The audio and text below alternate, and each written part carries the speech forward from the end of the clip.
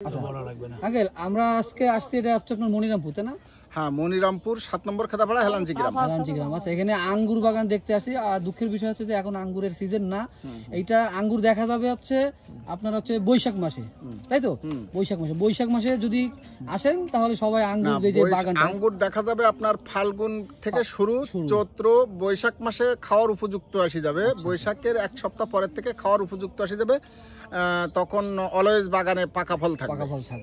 আচ্ছা, এখন এই যে আঙ্কেল আমরা আসছি এখানে দেখতে, আঙ্কেল আসলে খুবই অমায়িক একজন লোক।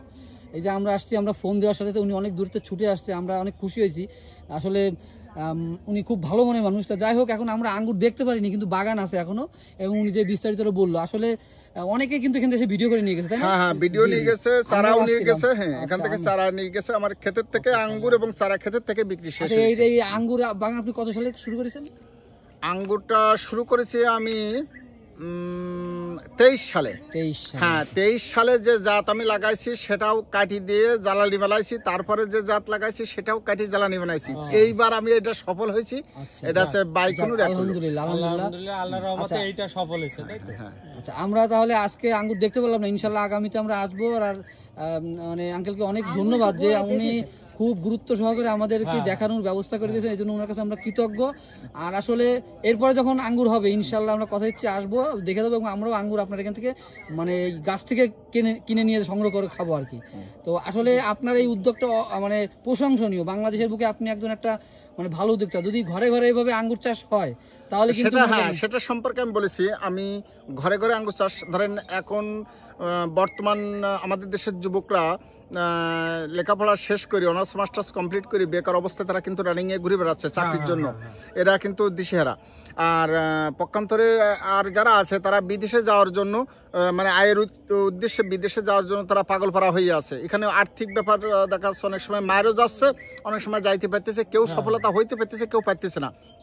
এখন আমি ওই সমস্ত যুবকদেরকে আহ্বান করব যে আমার দেশে টাকা আছে, যদি আমরা একটু মেধা দিয়ে বা একটু শ্রম দিতে পারি তাহলে ইনশাল্লাহ লক্ষ লক্ষ টাকা আমরা কামাই করতে পারবো। আমি এই জমির থেকে আগামীতে ইনশাল্লাহ লক্ষ লক্ষ টাকার ফল বিক্রি করতে পারবো আশা করতেছি ইনশাল্লাহ। তার কারণ এখানে 1.5 থেকে 200 মণ ফল হবে। আপনারা হিসাব করেন, যদি আমি 300 টাকা করে, 500 দরকার, আমি তো 500 টাকা করে এবার বিক্রি করেছি, 300 টাকা করেও যদি বিক্রি করি তাহলে এখানে কত লক্ষ টাকা আসতেছে। তাহলে কেন আমার বিদেশ যেতে হবে, আর কেন বা চাকরির জন্য পিছনে দৌড়াতে হবে? এখানে একটা আঙ্গুর গাছের জীবনকালই হচ্ছে আপনার 36 বছর। আলহামদুলিল্লাহ, একটা না। দেখেন যে একটা আঙ্গুর গাছ একবার লাগাইলে 36 বছর ফল দিবে প্রতি বছরে। তো যাই হোক, আপনাকে অসংখ্য ধন্যবাদ। আমরা আসলাম, আপনি আমাকে সময় দিলেন। আর এমনি আমরা আশা করতেছি নেক্সট যখন সিজন আসবে ইনশাল্লাহ আমরা এসে দেখে যাবো এবং খেয়ে যাবো। আপনারা ফেব্রুয়ারি মার্চের দিকে আসবেন ইনশাল্লাহ। আপনারাই এই বাগান থেকে বেরোতে চাইবেন না। আমি যদিও আপনাদেরকে মানে একটু বেরোনোর চেষ্টা করি, কিন্তু আপনারা বেরোতে চাবেন না, এমনই একটা নিয়ামতে। আচ্ছা, ঠিক আছে ভাই। ইনি হচ্ছে বাংলাদেশে। আর আমার মোবাইল নাম্বারটা ওটা দিয়ে, মোবাইল নাম্বারটা বলি, আমাদের বাংলাদেশের গর্ব, 01726 504740।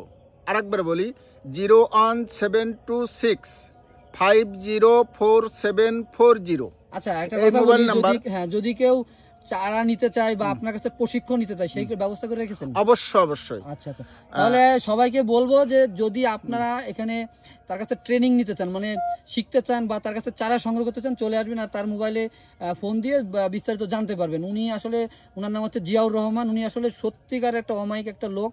উনি হজ করে আসতেন, হজ করে এসে উনি কতবারের পরে সফল হয়েছেন? এই 3 বারে পরে আমি এই সফল হয়েছি। 2 বার কাঠি জ্বালানি বানাইছি, 3 বারে। আসলে যারা চারা নিতে ইচ্ছুক এরা যেখান থেকে সেখান থেকে চারা নিয়েন না, কারণ চারা মূল জিনিস হলো চারা, জাত যদি ভালো না হয়। আমি একটা দৃষ্টান্ত দিই, আমাদের মেয়ে ছেলেরা যারা কালো কালার, এদেরকে যতই বিউটি পার্লারে নেন না কেন, ও পানিতে ধোয়ার সাথে সাথে জাতাই। আর সাদা কালার যা আছে ও বিউটি পার্লারে নেওয়া লাগবে না, নিয়ে কালি দিয়ে, বিউটি পার্লার থেকে কালি দিয়ে সাজাবেন, পক্ষান্তরে গোসল করে উঠাবেন, দেখবেন পরিষ্কার। তদ্রূপ আমার এই আঙ্গুর চাষে আমার বাস্তবের অভিজ্ঞতা হয়েছে এই জাত যতক্ষণ ভালো হয়নি ততক্ষণ আমি সফলতা অর্জন করতে পারিনি, আর যখন জাত ভালো হয়ে গেছে তখন আমার আহামারি কোনো ট্রিটমেন্টের দরকার হয়নি। একবারে কাজ কমপ্লিট। হ্যাঁ, আচ্ছা, আপনাকে ভাই অসংখ্য ধন্যবাদ। এখন আপনাকে আমরা ধন্যবাদ জানাচ্ছি। আমরা সবসময় দোয়া করি আপনি আরো সফল হন, আরো সামনে এগিয়ে যান এবং আপনি একটা বাংলাদেশের আইকন হয়ে যাবেন, সেই দোয়া থাকলো। ঠিক আছে, আপনারা পাশে থাকবেন ইনশাল্লাহ, দোয়া করবেন, আমিও ইনশাল্লাহ আপনাদের পাশে।